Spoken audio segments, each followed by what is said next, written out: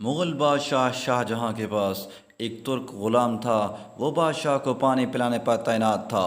سارا دن پیالہ اور سراہی اٹھا کر تخت کے پاس کھڑا رہتا تھا۔ بادشاہ اس کی طرف دیکھتا تھا تو وہ فوراً پیالہ بھر کر پیش کر دیتا تھا۔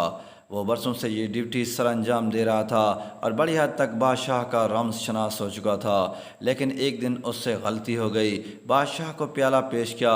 بادشاہ گھونٹ بھرنے لگا تو شاہی پیالے کا ایک کنارہ جھڑا ہوا تھا اور ٹوٹے ہوئے پیالے میں پانی پینا ہندوستان کے بادشاہ کی توہین تھی۔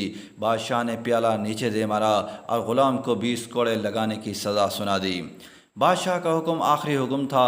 غلام کو کوڑے بھی لگ گئے اور وہ ڈیوٹی سے فارغ بھی ہو گیا۔ وقت بدلا۔ اورنگزیب عالمگیر نے اپنے والد کو قید میں ڈال دیا اور وہ تمام غلام اور ملازمین بوڑھے بادشاہ پر تعینات کر دیے جنہیں کبھی شاہ جہاں نے سزائیں دی تھیں۔ وہ پانی پلانے والا غلام بھی ان ملازموں میں شامل تھا۔ بادشاہ کو قید میں پیاس محسوس ہوئی۔ پانی مانگا۔ غلام آیا اور پیالہ بادشاہ کے ہاتھ میں پکڑا دیا۔ بادشاہ نے پیالے کو غور سے دیکھا۔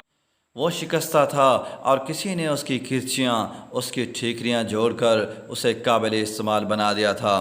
بادشاہ نے حسرت سے پیالہ دیکھا اور پھر غلام کی طرف دیکھ کر پوچھا، میرے ساتھ یہ سلوک کیوں؟ غلام نے مسکرا کر عرض کیا، حضور یہ وقت کا سلوک ہے۔